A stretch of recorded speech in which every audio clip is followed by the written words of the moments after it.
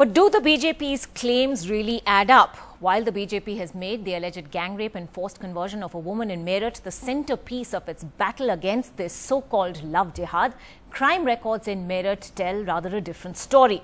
Meerut does indeed have a very high rate of violence against women, in some cases the highest in Uttar Pradesh, but it's a statistic for which the minority community seems hardly to blame. Srinivasan Jain reports.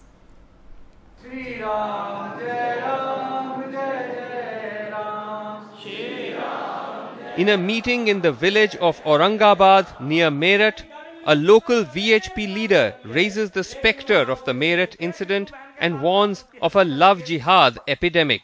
ये सीधा धर्मांतर और love जिहाद का विषय है। ये देश को तोड़ने का विषय है।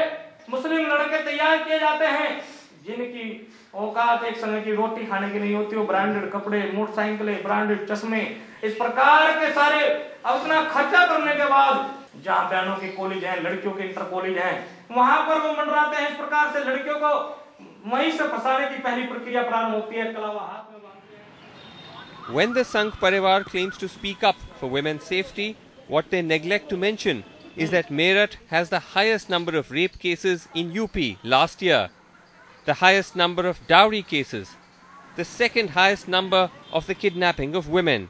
There is nothing to suggest that in any of the cases the majority accused are Muslims. In fact, of the 37 cases registered in the Meerut zone this year, Muslim accused are only in 7 cases. In all remaining 30 cases, the accused are Hindus. And yet, the BJP's protests seek to give the impression that the real reason for the rising crime against women in UP are minorities. Women के लिए as a region, as a district बहुत unsafe है. लेकिन आप जो हैं BJP के और लीडर्स हैं वो सिर्फ इसी केस में इतने भारी ढंग से कूदे हैं. ऐसा क्यों? ऐसा सिलेक्टिव क्यों? नहीं, सिलेक्टिव नहीं है. हमारी आपत्ति ये है कि सरकार इस प्रकार के इश्यूज के अंदर सिलेक्टिव है. हमारा ये कहना है वो उसको सिलेक्टिव नहीं होना चाहिए. यदि वो समान रूप से प्रत्येक अपराध के अंदर काम करे तो कोई इशू ही नहीं है. वो नहीं, बट इतने जो सारे इतनी जो इशू इसलिए बनता है नहीं, आप किसी और में भी कभी हाँ, हमेशा कानून व्यवस्था को लेकर के हमने हमेशा विषय को उठाया है. At Meerut's oldest college, the women have never heard about love jihad. Term use कर रहे हैं लोग लव जिहाद करके. इसके बारे में आपने सुना है? नहीं, इसका तो हमने नहीं सुना. कोई आइडिया है ऐसा? इसके बारे में नहीं. What they do know though is the daily harassment which doesn't know any religion.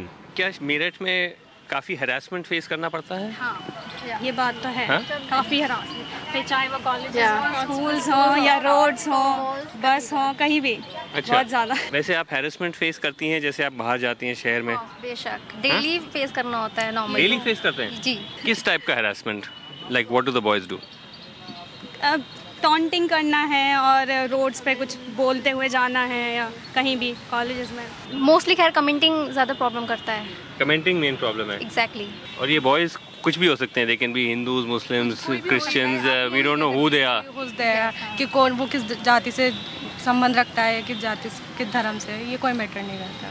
They can be any boys. हम हो सकते हैं, हम पहचान नहीं सकते कि वो मुस्लिम है या हिंदू है, क्रिश्चियन है. वो मुस्लिम कोई किसी भी कम्युनिटी के हो सकते हैं, रिलीजन के भी हो सकते हैं. Because as the facts suggest, the real threat to the women of Meerut, whether Hindu or Muslim, are not from men of any one particular community, but men as a whole.